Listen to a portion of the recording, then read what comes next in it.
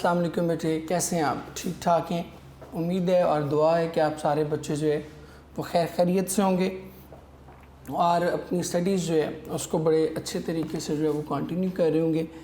बार बार कहता हूँ yes it is a tough time, मुश्किल वक्त है, मुश्किल मेथड है पढ़ने का, ठीक है, बिकॉज़ आपको एक मोबाइल फ़ोन पे वो इतना इंटरेक्टिव नहीं चीज़ें होती हैं या लैपटॉप पे इतनी इंटरेक्टिव जो लेक्चर्स हैं वो नहीं होते।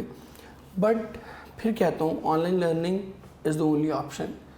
इस वक्त हमारे पास दो ही ऑप्शन है, या तो हम घर बैठ जाएं बिल्कुल कम्प्लीटली, ठीक है, और कुछ ना पढ़ें। कुछ नहीं पढ़ेंगे तो आपने पिछले 2 सालों में जो कुछ पढ़ा हुआ है वो भी क्या करेंगे, you will tend to forget. उसमें से आधा जो है वो क्या होगा, वो आपको भूल जाएगा। वजह उसकी क्या है, बड़ी सिंपल है, because human minds need practice to memorise things, to remember things. इंसान जो है ना उसको बार बार चीज़ें याद करवाना पड़ती। मैं पहले भी 1-2 बार आपसे कह चुका कि अल्लाह ताला अगर कुरान करीम में एक बार भी कह देते ना नमाज फ़र्ज़ है तो फ़र्ज़ हो जानी थी। अल्लाह का एक बार कहना भी जो है वो काफ़ी था, लेकिन क्यों उसने 700 बार से ज़्यादा मरतबा कहा? इसलिए कहा कि ही इज़ द क्रिएटर, वो हमारा खालिक है। उसको पता है कि एक बार कहने से ये जो ढीठ शय मैंने बनाई है इसको एक बार कहने से असर नहीं होगा, एक बार कहने से ये इम्प्लीमेंट नहीं कर पाएगा।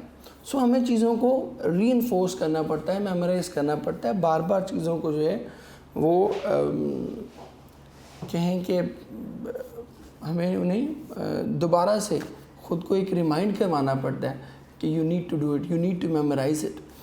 सो इसलिए अगर आप उसको बिल्कुल मिस कर देंगे तो बड़ा मामला जो है वो गड़बड़ हो जाएगा, ख़राब हो जाएगा। इसलिए हमने उसको याद करना ही करना है, क्योंकि आपको पता है कि आपके मैट्रिक और इंटर का सिलेबस जो है ना इंटरलिंक्ड है, कि मैट्रिक में आप एक चीज़ पढ़ते हैं, इंटर में वही चीज़ थोड़े बड़े लेवल पे पढ़ते हैं, लेकिन कॉन्सेप्ट बेसिक्स जो हैं वो वही होते हैं। कुछ और नई चीज़ें ऐड हो जाती हैं लेकिन बेसिक कॉन्सेप्ट वही होते हैं।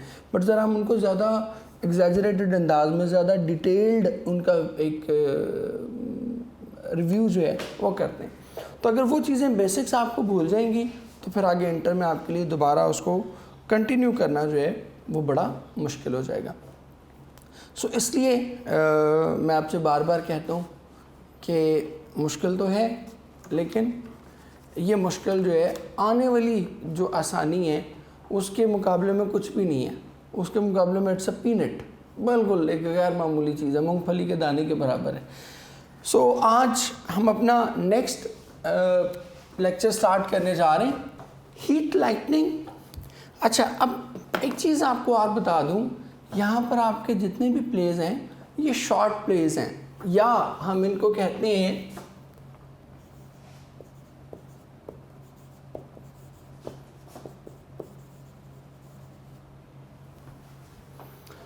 One act place. अब ड्रामे का एक्ट क्या होता है? ड्रामे का एक्ट होता है कि एक सेटिंग में जितना सीन परफॉर्म किया जाता है ना उसको हम एक एक्ट कहते हैं। एक बैकग्राउंड में, एक एनवायरनमेंट में जितना सीन परफॉर्म किया जाता है उसको जो है वो हम क्या कहते हैं, एक एक्ट कहते हैं। उससे जब कट होकर दूसरे एनवायरनमेंट में चले जाते हैं, सपोज हम ड्रामा देख रहे होते हैं अपना टीवी पे, हम ड्रामा देख रहे होते हैं, तो उसमें क्या होता है कि एक ऑफिस का सीन है जी, एक ऑफिस का एनवायरनमेंट है, वो 5-7 मिनट वो सीन चलता है, उसके बाद वहाँ से वो सीन कट होता है, फिर पता चलता है जी वो शख्स वहाँ से गाड़ी में बैठ गया, फिर वो रोड पे को 2-3 मिनट का सीन चलता रहता है, फिर वो क्या करता है, वो घर पहुँच जाता है, घर पहुँच के वो जो भी मामला आते हैं, खाना खाता है, वो अपने घर वालों से गपशप करता है एंड सो ऑन। तो ये एक तीसरा सीन है। तो ये 3 एक्ट्स हैं बेसिकली, कि एक एक्ट क्या है जो ऑफिस एनवायरनमेंट में हुआ, एक एक्ट क्या है जो उसके सपोज गाड़ी में जो आपका पूरा शॉट था वो दूसरा एक्ट था, और तीसरा घर में, घर की सेटिंग में जो भी शूटिंग हुई है, जो भी सीन आपने देखा, that is called the third act. तो इस तरह से एक्ट कहते हैं। अब ये मैंने आपको बताया कि ये वन एक्ट प्लेज हैं। वन एक्ट प्ले का मतलब क्या होता है,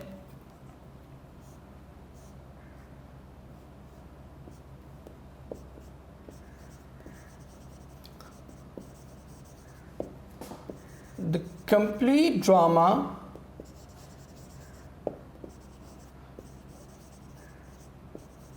will be staged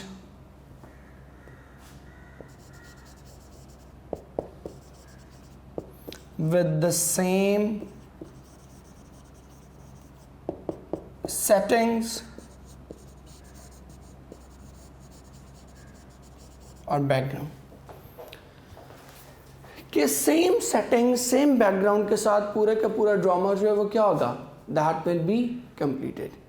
एक ही सीन रहेगा पीछे, एक ही जगह रहेगी और उसी पर वो ड्रामा जो है वो क्या होगा, मुकम्मल हो जाएगा। अब ये पहले तो ये समझ लें थोड़ा सा, ये वन एक्ट प्लेज जो है वो आपके सिलेबस का हिस्सा क्यों है, क्योंकि देखिए पूरा प्ले जो है वो बहुत लेंथी होता है, मतलब it consist of number of pages. मतलब आपकी अगर हम एक पूरा प्ले पढ़ें तो वो शायद हमारी जितनी चारों बुक्स हैं ना एफएससी की, बुक 1, बुक 2, बुक 3 और नावल, इन चारों बुक से ज़्यादा वो अकेला प्ले होगा। तो इतना टाइम जो है वो हमारे पास अवेलेबल नहीं होता है एफएससी में। बट आपको थोड़ा सा जो है उसका लिटरेचर की जो 2-4 मेजर टाइप्स हैं, जिसमें सपोज़ शॉर्ट स्टोरीज़ हैं, पोइम्स हैं, प्लेज हैं, नावल है और एसेज हैं, ये 4-5 मेजर टाइप्स हैं। इनका आपको हल्का हल्का जो है वो जिसको कहते हैं ना टेस्ट भी करवाना होता है आपको, हल्का सा जो है ना वो इसका मज़ा आपको चखाना होता है कि भाई ये भी पढ़ लें, ये भी लिटरेचर के एक टाइप हैं। आप ज़रा देख लें, शॉर्ट स्टोरी हमने पढ़ ली बुक 1 में, बुक 3 में उन्होंने 2 चीज़ें ऐड कर दी, प्ले ऐड कर दी और पोएम्स ऐड कर दी, और जब आप सेकेंड ईयर में जाएंगे तो आपका नावल और एसेज होंगे। तो वन एक्ट प्लेज ऐड करने का पर्पज़ ये है कि जो लिटरेचर की टाइप है, पूरा प्ले तो हम नहीं पढ़ सकते, ठीक है, इतना टाइम नहीं है, लेकिन वन एक्ट प्लेज जो है वो आपके ऐड कर दिए गए हैं सो दैट कि आपको पता चल सके कि प्ले कैसे लिखा जाता है, उसका बैकग्राउंड कैसे देते हैं, उसके डायलॉग्स कैसे लिखते हैं, सेटिंग्स उसकी किस तरह से बनाते हैं, ठीक है। तो ये इस वजह से आपको कि वो थोड़ा आपको आइडिया भी हो जाए कि प्ले क्या होता है, ड्रामा क्या होता है, और बहुत ज़्यादा टाइम कंज्यूमिंग भी आपके लिए ना हो। अब ये जो वन एक्ट प्लेज है, मैं इधर लिख देता हूँ,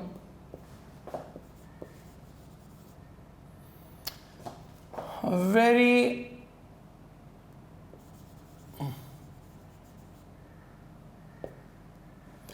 tough to write. One act plays लिखना बड़ा मुश्किल काम है। वजह उसकी क्या है?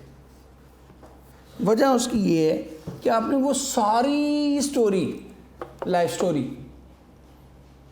वो क्या करनी होती है, एक ही सीन में कंक्लूड करनी होती है। ये ऐसे ही है, अब आपको मैं इसके ना इंटेंसिटी बताने लगूँ, ये ऐसे ही है कि जैसे आप किसी ड्रामा राइटर से कहें कि आपने जो ड्रामा 12, 14, 15 किस्तों पर लिखा हुआ है ना, उसको एक ही किस्त में करना है और सीन एक ही रहे। सपोज अगर घर की सेटिंग में हो रहा है तो घर की सेटिंग में पूरा ड्रामा ख़त्म हो जाए और कोई उसमें नहीं चीज़ आनी चाहिए, सेटिंग चेंज नहीं होनी चाहिए। एक सीन जहाँ से ओपन हुआ है वहीं पे क्या हो, पूरे का पूरा ड्रामा क्लोज हो जाए। या एक सपोज एक ऑफिस की सेटिंग में एक ड्रामा बन रहा है तो पूरे का पूरा ड्रामा वहीं चलता रहे, तो कितना मुश्किल काम है उसमें सारी चीज़ें उसको रिमाइंड करवाना और उसको मतलब पूरी बात को समझाना, और फिर सिर्फ समझाना मकसद नहीं है, उसमें वो सस्पेंस, थ्रिल, इंटरेस्ट वो भी कायम रखना, it is a very tough job. So जो लोग ये लिखते हैं वो बड़े ही ज़बरदस्त किस्म के लोग होते हैं, बड़े महान लोग होते हैं कि वो इतनी ज़्यादा फैली हुई बात को क्या करते हैं, इस अंदाज में लिखते हैं कि एक सीन के अंदर या एक सेटिंग के अंदर, एक एक्ट के अंदर वो पूरे का पूरा ड्रामा हमारा क्या होता है, दैट इज़ कंप्लीटेड। ठीक हो गया। तो ये रॉबर्ट एफ कैरल का लिखा हुआ ड्रामा है, हम इसको पढ़ेंगे और थोड़ा सा मैं आपको इस पर ब्रीफ भी कर देता हूँ। पहले वन एक्ट प्ले आपको समझाना इसलिए ज़रूरी था कि so that you might understand कि ये चीज़ें सारी हम आखिर क्यों कह रहे हैं। तो अब हम शुरू करते हैं जी इसको।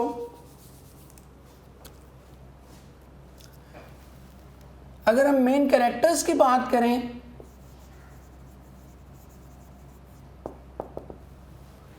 मेन कैरेक्टर्स की हम बात करें तो देयर इज अ गर्ल, उसका नाम जो है वो यहाँ पर जो है वो मेंशन नहीं है। उसका जहाँ भी तस्करा आएगा तो उसका क्या आएगा, गर्ल नहीं आएगी।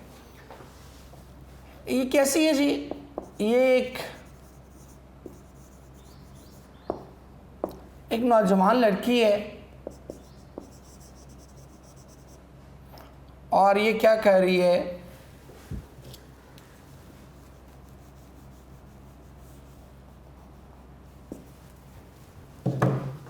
she is actually returning from a party। एक पार्टी से जो है वो वापस आ रही होती है। कार goes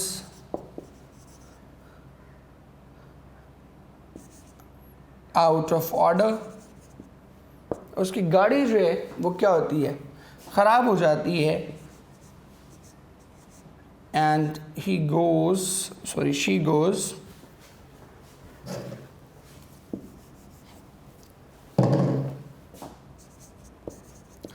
to a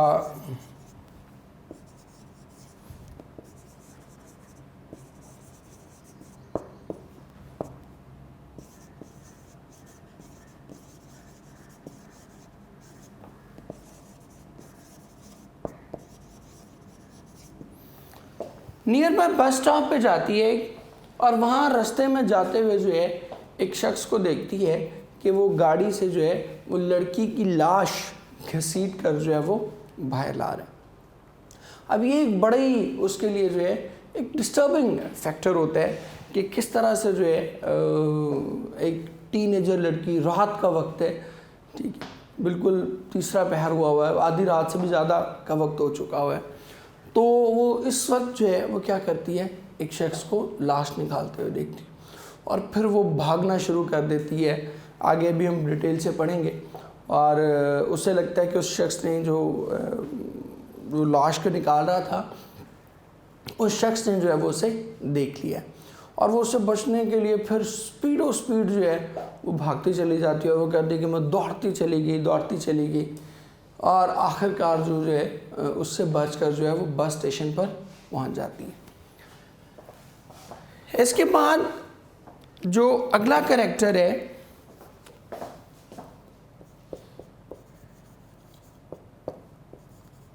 इसको उसने कहा है फर्स्ट मैन। क्यों कहा है कि इस कैरेक्टर में दो मर्द हैं, तो एक फर्स्ट मैन है और एक को वो कहते हैं सेकंड मैन। अब ये जो फर्स्ट मैन है ये मैच्योर है, काम है और कंपोज्ड है।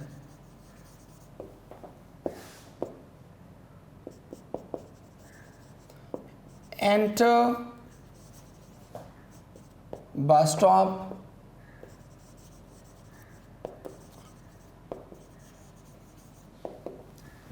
उसी बस स्टॉप पे जहाँ पर ये लड़की मौजूद है, लड़की के आने के थोड़ी देर बाद जो है वो क्या करते हैं, ये पहले से मौजूद होता है, ये बाद में नहीं आता, वो सेकंड मैन बाद में आता है।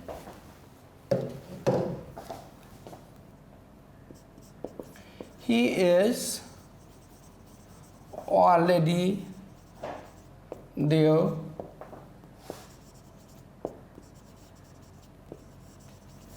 in the bus stop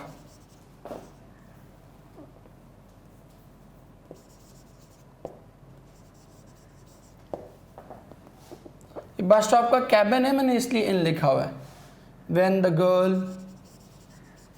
enters, जब लड़की वहाँ पहुँचती है तो ये पहले ही से वहाँ मौजूद होता है और क्या करते हैं, calms down the girl, उसको ज़रा तसल्ली देते हैं, listens the whole story, उससे वो पूरी कहानी सुनता है। अब ये जो स्टोरी सुनाती है ना लड़की, ये आगे चल के हम पढ़ेंगे भी, इसको हम कहते हैं फ्लैशबैक टेक्निक। फ्लैशबैक टेक्निक क्या होती है कि आप किसी कैरेक्टर की ज़ुबानी उसकी पूरी पुरानी याददाश्त जो है उसको क्या करते हैं, सुना देते हैं। ठीक है, जैसे हम ड्रामे में देखते हैं ना कि एक मूवी कट होती है और उसको वो पुराना अपना टाइम जो है वो याद आ रहा होता है, तो वो उसके थ्रू आप सुना देते हैं। अब ये वन एक्ट प्लेज में बड़ी इंपॉर्टेंट है ये टेक्निक, इसलिए कि आप बार बार सीन तो स्विच कर ही नहीं सकते, वन एक्ट प्ले है, एक ही सेटिंग में आपने उसको कंप्लीट करना है।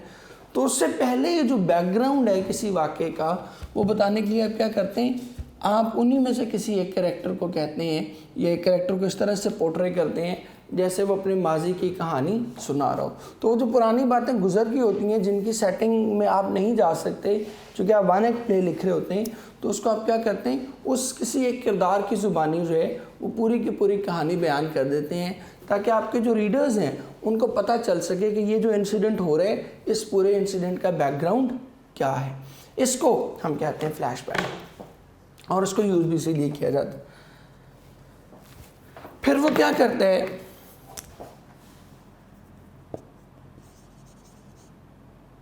girl feels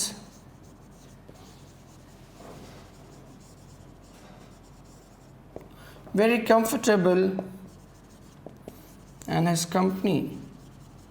उसको वहाँ पहुँच के बड़ा सुकून होता है कि चलो शुक्र है एक बंदा मौजूद है। वो उससे कहती है कि मुझे बचा लो, वो मुझे फॉलो कर रहा है, उसने मुझे देख लिया था लाश निकालते हुए गाड़ी से, जब वो लाश निकाल रहा था तो उसे पता चल गया था कि मैंने उसे लाश निकालते हुए देख लिया, लिहाजा वो मुझे फॉलो कर रहा। और फिर वो सारी कहानी सुनाती है कि कैसे मैं भागते भागते यहाँ पहुँची हूँ और मैं क्या करने गई हुई थी, ठीक है। और ये सारी चीज़ें जो है ना, ये वाली सारी चीज़ें ये वो बाद में बताती हैं। जब स्टोरी ड्रामा हमारा स्टार्ट होता है तो वो पहले ही ऑलरेडी बस स्टेशन पर पहुंची हुई है, बाकी की स्टोरी वो बाद में सुनाती है। इसके बाद नेक्स्ट कैरेक्टर है आपका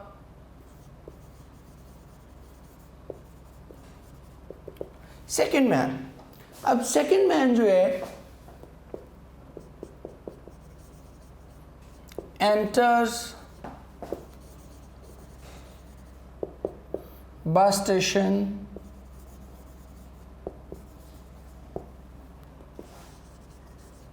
ये लड़की के बाद बस स्टेशन में एंटर होता है। The girl assumes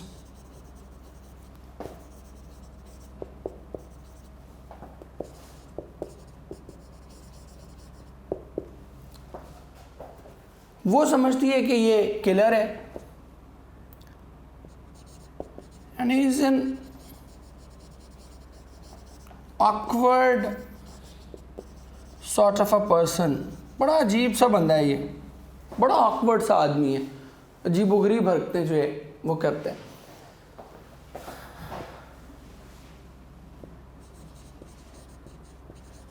makes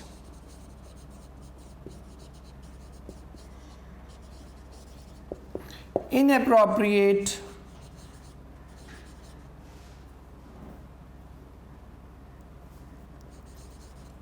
advances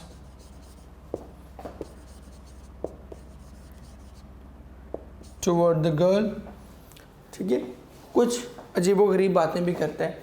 और इसके बाद ये चूँकि बस का वेट कर रहे होते हैं तो वो बस आ जाती है। अब ये जो सेकंड मैन है ये उसको कहता है लड़की को कि आए चलें, वो नहीं जाती। क्यों नहीं जाती? बिकॉज वो फील करती है कि ये किलर है और वो उसके साथ फर्स्ट मैन के साथ ही जो है वो खड़ी रहती है। और यहाँ से आगे जो है वो आपको नहीं बताऊँगा, यहाँ से आगे हम प्ले पढ़ के पता चलेगा हमें कि इससे आगे जो है वो क्या होता है। वो लड़की उसके साथ बस में जाती है या नहीं जाती, या अगर नहीं जाती तो फिर क्या होता है, अगर सेकंड मैन के साथ चली जाती है तो फिर क्या होता है। ये पूरा जो कहानी है वो हम इसमें पढ़ेंगे। और फिर एट द एंड जो है वो मैं ये भी बताऊंगा कि हीट लाइटनिंग का जो है वो क्या रोल है इसमें, ठीक है। अभी जस्ट ये बता दूं, हीट लाइटनिंग कहते हैं ये जो बिजली की चमक है इसको हम कहते हैं हीट लाइटनिंग। तो हीट लाइटनिंग जो है ये एक को हीरो है इस ड्रामे में। ये आपको बता दूं, ये बड़ी दिलचस्प बात है, अभी से चलिए बता रहा हूँ कि इस ड्रामे में हीरोइन है और विलन है। को हीरो जो है या hero in the true sense अगर आप हीरो कहना चाहते हैं, ठीक है। आगे चल के एक और हीरो भी छोटा सा इसमें आएगा, अभी चलें उसका तस्करा कर देता हूँ। एक और कैरेक्टर भी है इसमें, डॉग और हीट लाइटनिंग।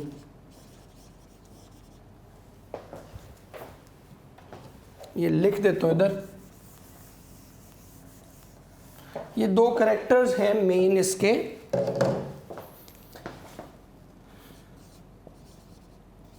एक तो बिल्कुल डॉग आएगा, एंड पे आएगा वो हीट लाइटनिंग। ये दो कैरेक्टर्स हैं। बिजली के चमक है, आप कहते हैं ये तो कैरेक्टर नहीं है, बट आपको याद है हमने बटन में पढ़ा था कि बॉक्स जो है वो भी एक कैरेक्टर है। वो जो बटन यूनिट था वो भी क्या था, वो भी एक कैरेक्टर था। And that actually depicted, that actually showed the invisible role of nature, the invisible hand of nature. वो जो बॉक्स था वो किसकी अलामत था, वो कुदरत की अलामत था। तो यहाँ भी जो है ये डॉग और हीट लाइटनिंग, ये भी हीरोज़ हैं, ये दोनों ही।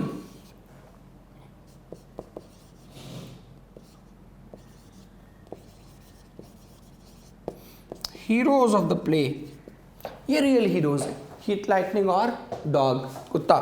अब आप कहेंगे सर कुत्ता तो खैर हम ज़लालत के लिए इस्तेमाल करते हैं, तो हम करते हैं वेस्ट में जो है, मैंने आपको पहले भी बताया था कि वेस्ट में डॉग, आउल, डंकी, इन सब को हम जो है वो बड़ा पॉजिटिव सेंस में यूज़ करते हैं। ठीक है बेटे, तो ये इंट्रो था। कल हम इंशाल्लाह इसको स्टार्ट करेंगे अपने प्ले को, और that is a very interesting play. इसमें सस्पेंस, थ्रिल, कमाल का थ्रिल है। तो इंशाल्लाह जब हम कल इसको कर रहे होंगे तो all of you will love it. आपको बहुत सबको जो है वो इंशाल्लाह बहुत अच्छा लगेगा। अब हम आते हैं अपनी ग्रामर की तरफ। वो 156 से ऑनवर्ड हम अपने पेयर ऑफ वर्ड्स करने जा रहे हैं। मैं इधर ही लिख देता हूँ।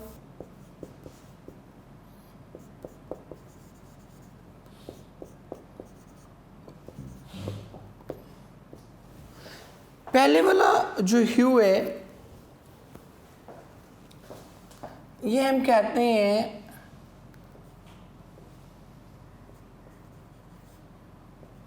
तराशना या काटना।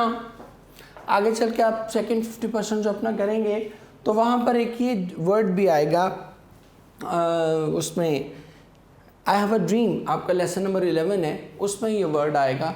वह कहता है कि with this hope, with this faith we shall be able to heave out a stone of hope from this mountain. तो वो आपको ह्यू जो है वो यहाँ भी आएगा, तराशना, काटना। और ये ह्यू जो है ये हम कहते हैं रंग को। अब ऑप्शंस इसकी ज़रा देख लें, इस सेंटेंस इसका देख लें। The wood cutter is hewing down a tree, कि वो क्या कर रहा है, वो दरख्त को क्या कर रहा है, दरख्त को काट रहा है। और दूसरे वाला hue, the rainbow has many hues, कि उसके अंदर जो है वो बहुत से रंग हैं। इसके बाद 157 हिस्टोरिक। हिस्टोरिक होता है अहम या तारीख साज, ऐसी चीज़ जो तारीख को बदल दे उसको हम कहते हैं तारीख साज या हिस्टोरिक। और हिस्टोरिकल क्यों होता है,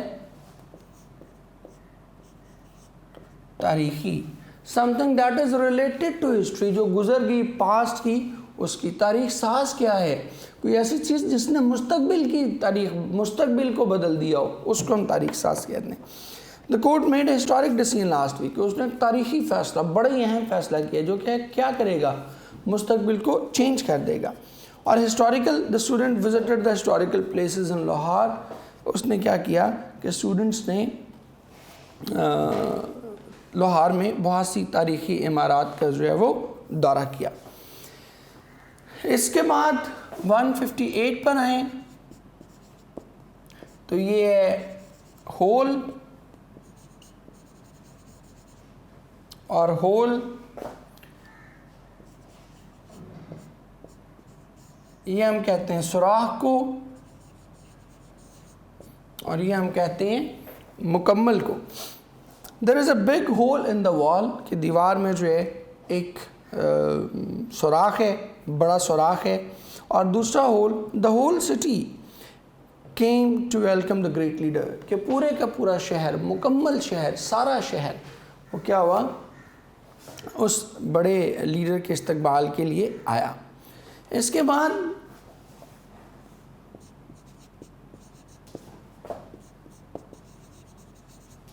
होम और हाउस, होम कहते हैं हम अपने घर को, और हाउस कहते हैं घर को। जब आप कहते हैं कि my home is near to his, कि मेरा घर उसके घर के करीब है, ठीक है। और हम कहते हैं कि there is a house at the end of the street, कि इस गली के आखिर पर जो है वो क्या है, एक घर है। इसके बाद आप देखें जी 160 पे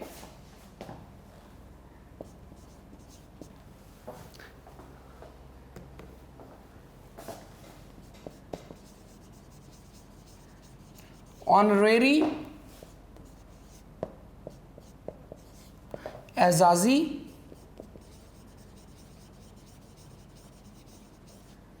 और ऑनरेबल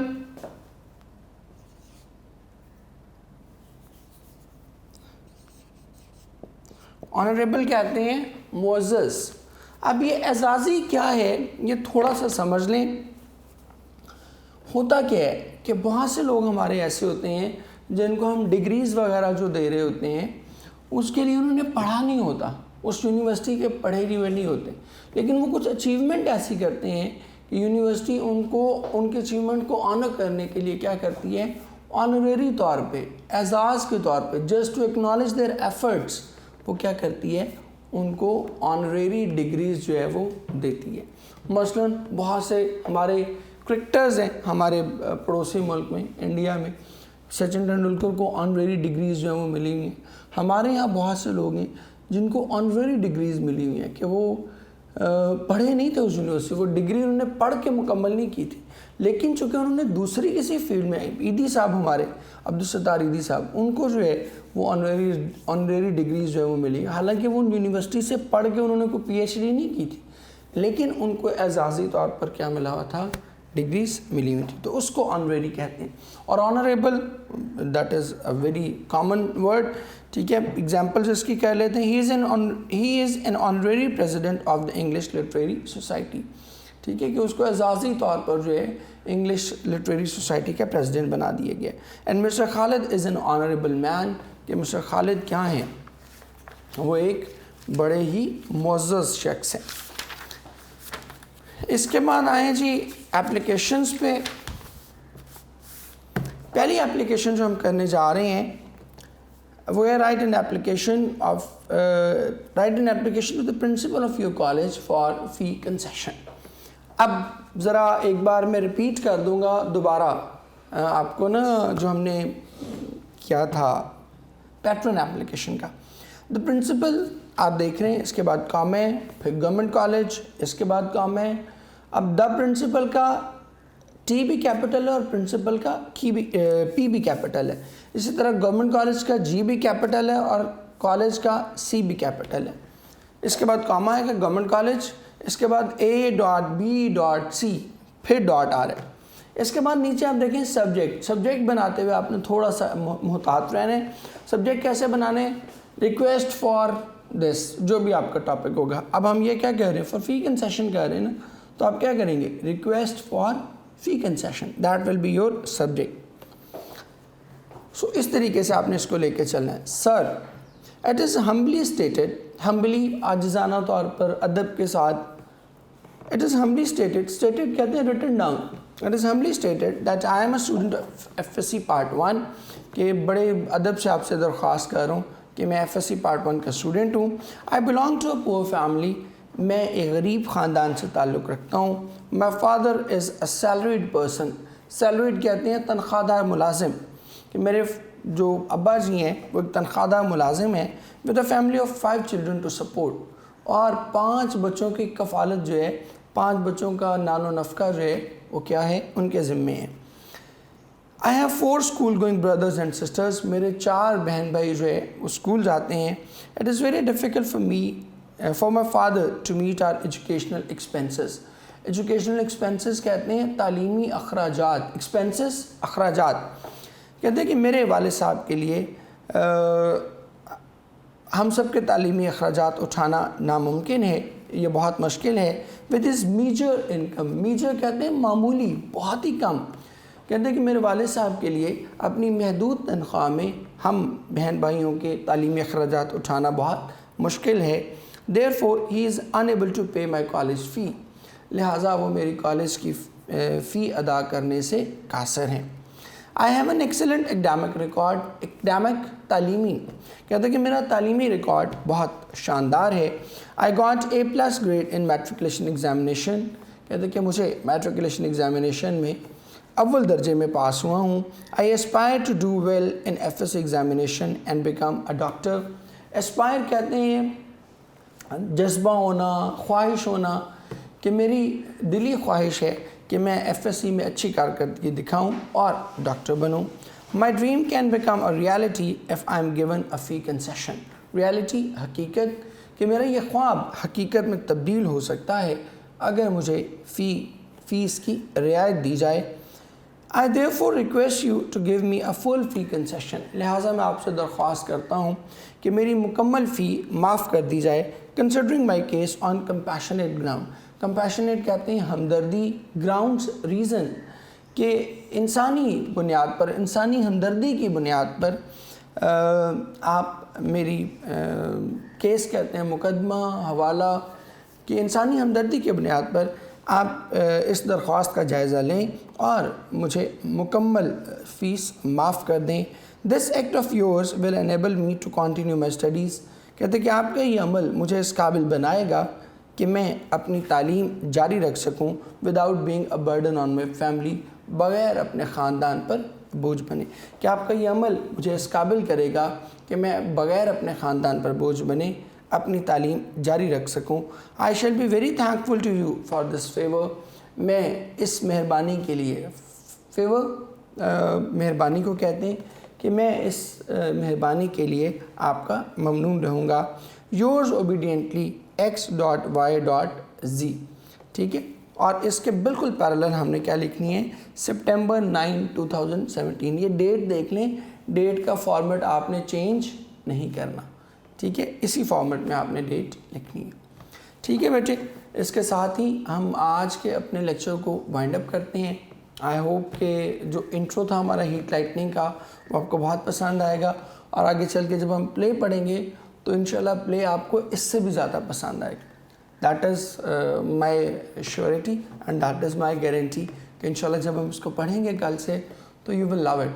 आप कहेंगे कि वाकई कैरल ने जो है वो कमाल कर दिया, उसने इतनी मुख्तसर से लफ्ज़ों में, इतने मुख्तसर से सेटिंग में रहते हुए उसने बहुत शानदार प्ले लिखा, ठीक है बेटे। तो कल आप सारे बच्चों से मुलाकात होगी। कल तक के लिए अल्लाह ताला आपको अपनी हिफाजत में रखे, बल्कि हमेशा ही रखे। कल तक के लिए आप सब बच्चों को अल्लाह हाफ़िज़, गुड बाय, टाटा, बहुत दुआएं, जीते रहें, खुश रहें।